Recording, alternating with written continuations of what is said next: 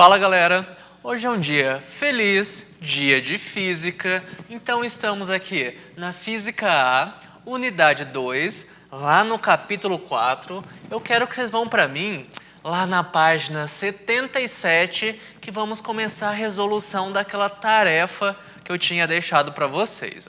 E na página 77, a gente tem a questão 1, e essa questão 1 acontece o seguinte, ela me dá vários movimentos diferentes de uma mesma bolinha, o mesmo móvel. Nesse primeiro movimento, a gente tem uma situação, esse móvel ele está caindo porque o sentido do movimento é para baixo. Imaginem, pessoal, que sejam várias fotografias sucessivas. E essas fotografias, elas estão espaçadas do mesmo intervalo de tempo. Como assim, professor? Pensa assim comigo, para sair dessa posição e chegar nessa posição, esse móvel demorou o mesmo tempo que para sair daqui e chegar aqui. Que demorou o mesmo tempo para sair daqui e chegar aqui. Que demorou o mesmo tempo para sair daqui e chegar aqui. Então, pessoal, o intervalo de tempo entre posições sucessivas é sempre o mesmo. E a gente aprendeu, o exercício ele pede para a gente descobrir, só olhando para essas imagens sucessivas, ele pede para a gente descobrir qual desses movimentos seria o movimento do tipo uniforme. E a gente lembra que movimento do tipo uniforme é aquele movimento que a velocidade, lembram, a velocidade, a principal característica do movimento uniforme é que a minha velocidade, ela ficava, claro, constante. Ela nunca mudava. Então, pessoal, se a velocidade fica constante, a gente sabe que um determinado móvel ele tem que percorrer distâncias iguais em tempos iguais. Lembrem disso, tá? Distâncias iguais em tempos iguais. Percebam, pessoal, em tempos iguais, esse primeiro móvel aqui, ele está percorrendo distâncias diferentes. Percorreu essa distância, depois percorreu primeiro essa distância aqui um pouquinho menor, daí percorreu uma distância um pouco maior. E aí ele está aumentando a distância percorrida, ele está aumentando o seu deslocamento conforme o tempo vai passando. Então, pessoal, com certeza esse primeiro móvel aqui, ele não está em um movimento uniforme. A gente vai aprender mais para frente que ele está no movimento uniformemente variado, mas não vem ao caso agora, tá, pessoal? Agora, como só olhando dá para perceber, reparem no móvel 3, Reparem aqui. A gente sabe que posições sucessivas, estão espaçadas do mesmo tempo. Então, o intervalo de tempo que ele demorou para sair daqui e chegar aqui é o mesmo intervalo de tempo que ele está demorando para sair dessa posição e chegar nessa, sair dessa posição e chegar nessa, e chegar nessa daqui, na sua última posição. Percebam, é como se eu tivesse fotografias sucessivas, espaçadas do mesmo intervalo de tempo. Eu dava o clique na minha máquina no mesmo tempo. Então, pessoal, percebam que em tempos iguais, aqui para o móvel 3, eu tenho distâncias iguais.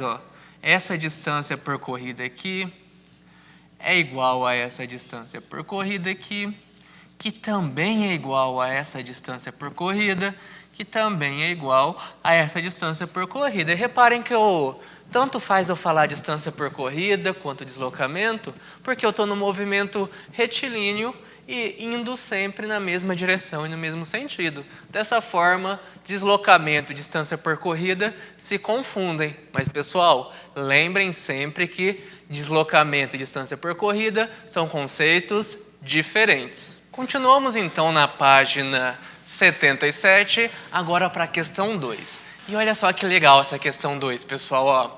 Eu tenho uma determinada posição x, uma determinada função horária, que descreve minha posição x para cada tempo que eu tiver cronometrando. Então, pessoal, percebam, ó, a minha função horária das posições em função do tempo aqui, ó, x igual a menos 2 mais 5t. Vocês devem estar se perguntando, mas professor, você não falou que a gente ia chamar a posição de S?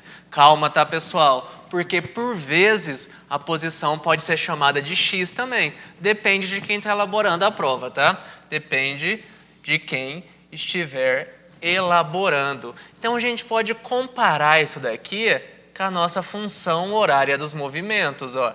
S, a gente lembra que é S igual a S0 mais VT. Posição é igual a posição inicial mais velocidade vezes o tempo. E por comparação, a gente percebe que quem está sozinho só pode ser o SO. SO de sozinho. E quem acompanha o T, quem está junto com o T, quem tem uma variável aqui para chamar de sua, quem acompanha o T, só pode ser a velocidade. Então, só por uma simples comparação, a gente consegue descobrir tanto o S0 quanto a velocidade. Percebam aqui comigo, pessoal, então, ó, o S0 não vai ser muito útil, mas já que a gente não está fazendo nada mesmo, vamos descobrir ele. Ó. O S0 é menos 2. Se está no SI, pessoal, é menos 2 metros. E agora, pessoal, o importante para a gente, que é a velocidade. A velocidade, claro, ela é mais 5, pessoal. O sinal é importante, tá? Porque o sinal que vai dizer para a gente a classificação desse movimento. A gente vai ficar sabendo apenas observando o sinal se trata de um movimento progressivo ou de um movimento do tipo retrógrado. Claro, pessoal, ó, a velocidade é 5 e se a velocidade é positiva, como é, então como a velocidade é positiva maior que 0, a gente pode simplesmente falar que se trata de um movimento do tipo progressivo. Progressivo, que é aquele movimento que vai na mesma direção e no mesmo sentido que a trajetória. Então, resposta certa, letra C, que fala que a velocidade é 5 metros por segundo e que o movimento, claro, é progressivo. Então, pessoal, questão 4 agora. Essa questão é muito interessante, pessoal, porque ela fica um pouquinho mais abstrata que as anteriores. Eu tenho agora uma situação, um problema, bem próximo do que o Enem costuma apresentar para vocês. O que ele fala? Ele fala que um pedestre ele caminha por uma rua com velocidade constante de 1,2 metros por segundo. Um pedestre, como tudo na física, virou uma bola, né, que eu estou representando ele por um ponto material, porque a dimensão dele, a largura desse pedestre é desprezível com relação ao comprimento da trajetória. Então, eu posso representar ele como um ponto material e um ponto que está se deslocando, que está se movendo com a velocidade de 1,2 metros por segundo. E ele fala o seguinte, ó, ele fala que esse pedestre, ele sabe que conforme ele vai passando na frente das casas e observando os números, esse número indica a distância que ele está da origem da rua. Como assim, professor? Significa que se no início do movimento dele, ó, se no tempo igual a 0, ele está na frente da casa 48, na frente da casa que tem um número 48, significa que ele está a 48 metros da origem da rua. Origem da rua que eu representei aqui pela posição inicial igual a 0 metros. Beleza? Entendendo a trajetória, a gente sabe que nossa função horária das posições é a fórmula do sorvete, ou como prefere o Gaguinho falando sorvete, né? Porque é sorvete aqui, né? Então percebam, pessoal, ó, qual a função horária referente ao movimento desse pedestre. Para descobrir a função horária, sempre que perguntarem para vocês qual que é a função horária, vocês têm que saber me contar quem que é a posição inicial. Peraí, professor, a posição inicial não é a posição para quando o tempo é zero? Perfeito. Sabem tudo, pessoal. Ó, a posição inicial é a posição para quando o tempo é zero. E a posição para quando o tempo é zero aqui no movimento do pedestre é 48. Então eu troco esse zero por 48 e para chegar na minha função horária das posições, só me resta saber a velocidade. Mas olha só que maravilha, o próprio enunciado já me contou. Então quer dizer que se a velocidade é 1,2 metros por segundo, significa que a minha função horária vai ficar dessa forma aqui, ó. S igual a 48 mais 1,2 t. Encontrada a função horária, fica bem tranquilo de resolver a letra B, porque a letra B ela pergunta em qual instante o pedestre chegará ao número 408 dessa rua. Espera aí, pessoal. O número 408 indica uma posição de chegada, que é uma posição final. Então significa, pessoal, ó, que o número 408 vai indicar a posição 408 metros, que é um S, é uma posição final. E percebam, reparem aqui, ó, que se eu conhecer a posição final, a única coisa que vai ficar faltando é o tempo. Dessa forma eu consigo determinar o tempo. Então vamos lá, pessoal, ó, posição final eu conheço, vou substituir nessa fórmula aqui de cima. Posição final é 408. Posição final é 408. 48 mais 1,2 t. Reparem que a única coisa que eu não tenho, minha única incógnita aqui, é o tempo. O que eu vou fazer? O 48 que está positivo, eu vou jogar para o outro lado aqui no outro quadro negativo, tá, pessoal? Então, ó, vamos aqui, ó. Então, vou fazer 408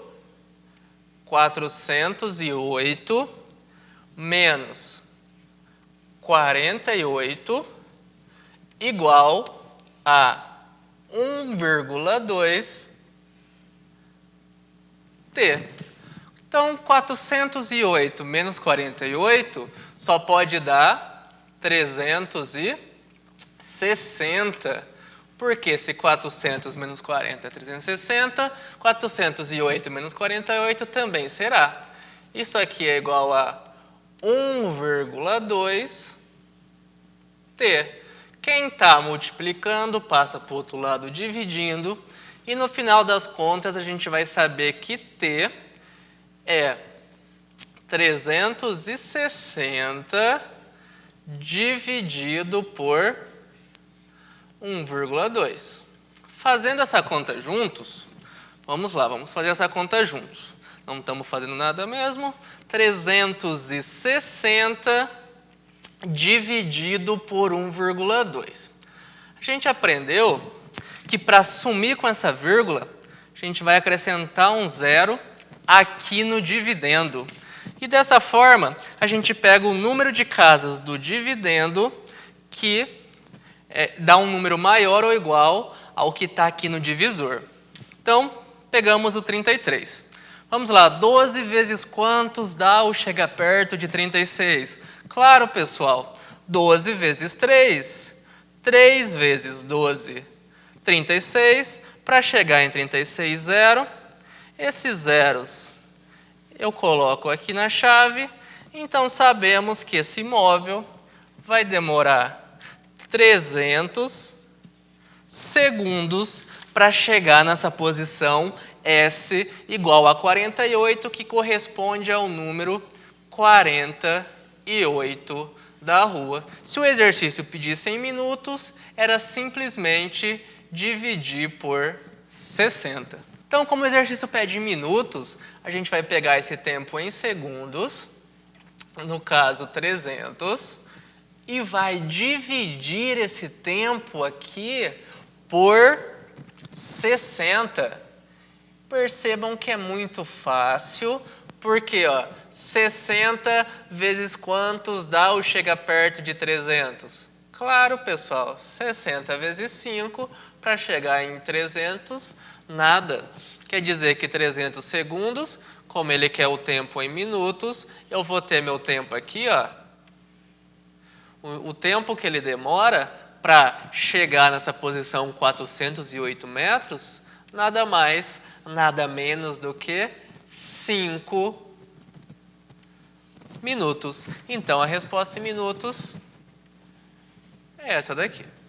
Então, pessoal, agora a questão 5. E a questão 5 ela apresenta para a gente um trecho em declive, traduzindo para o português cotidiano é uma descida.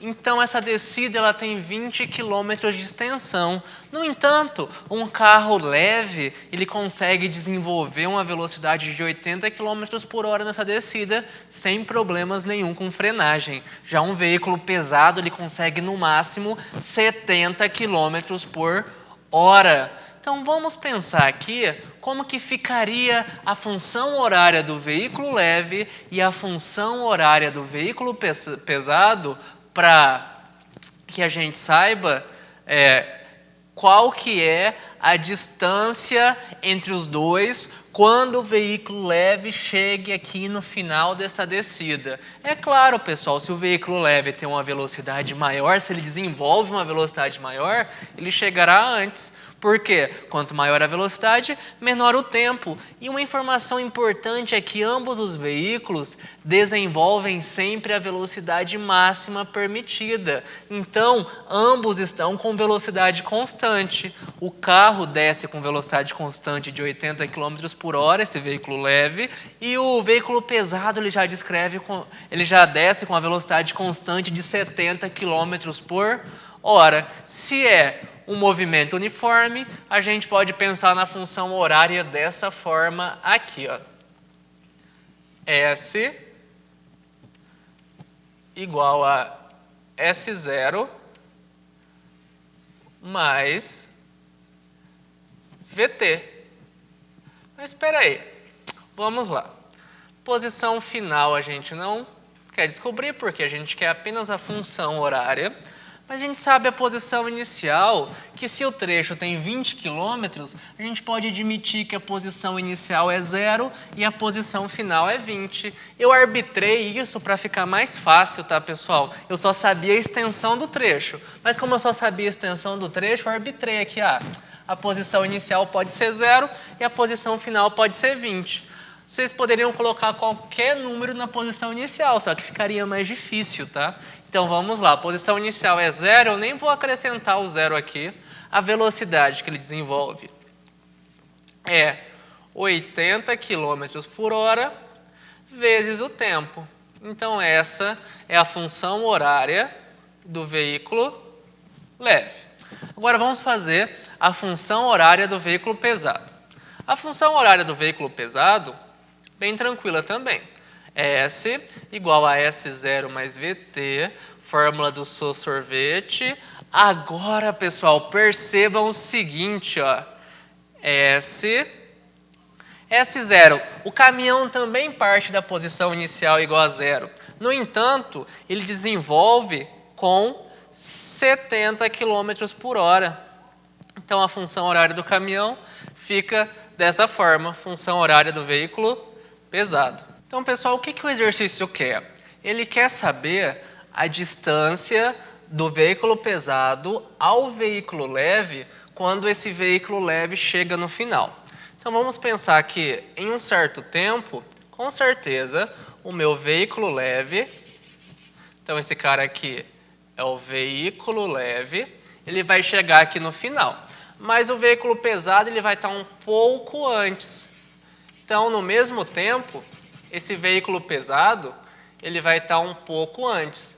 O exercício quer essa distância aqui, Essa distância aqui é o ΔS, que é a diferença entre a posição do veículo pesado e a posição do veículo leve. Mas percebam, pessoal, a posição do veículo pesado a gente vai saber, ó, porque é muito fácil. Se o veículo... A posição do veículo leve a gente vai saber, porque é muito fácil. Se o veículo leve ele chega no final dessa descida aqui, ele vai estar na posição, claro, de 20 km. Resta para a gente saber qual que é a posição que o veículo pesado vai estar quando o veículo leve estiver aqui na posição de 20 km. Então, vamos lá. Na posição de 20 km, quanto tempo o veículo leve demora para chegar? Vou trocar a posição do veículo leve por 20 km, que é a posição final dele, e vou descobrir o tempo que ele demora para chegar. Descoberto o tempo, é só substituir na função horária do veículo pesado e vamos descobrir qual que foi a posição do veículo pesado. Então, quem está multiplicando passa dividindo, então vai ser 20 dividido por 80. Então, 20 dividido por 80 dá 2 sobre 8, simplifico em cima e embaixo sobre 2, dá 1/4. E 1/4, pessoal, é 0,25.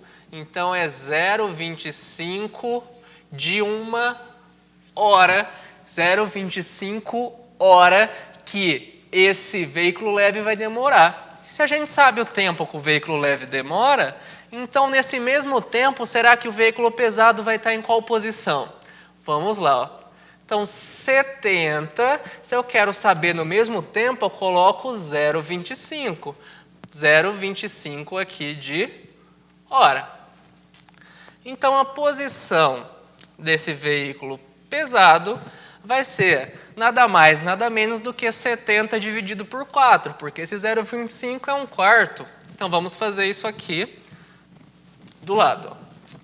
70 dividido por 4. Então, 70 dividido por 4 vai ficar como? Dá uma vez, sobra 3, abaixo 0.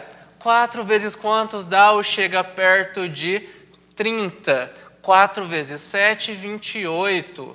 Sobra 2. A conta acabaria aqui, mas como eu quero o resultado decimal, coloco um 0, vírgula aqui. 4 vezes quantos dá ou chega perto de 20? 4 vezes 5, 20. Para chegar em 20, nada. Então, eu sei que a posição do veículo pesado para quando o veículo leve chega no final da descida é 17,5 metros. Então, o que o exercício quer é essa diferença de posição entre os dois, que é a posição do veículo leve menos a posição do veículo pesado. Agora, como o exercício ele quer isso, vamos lá. A posição do veículo leve é de 2 quilômetros, de 20 quilômetros, né? Aqui é quilômetro, tá? Tinha colocado errado, é quilômetro. Então, 20 menos 17,5. Então, quer dizer que esse ΔS só pode ser 20 menos 17,5, 2,5 quilômetros de distância.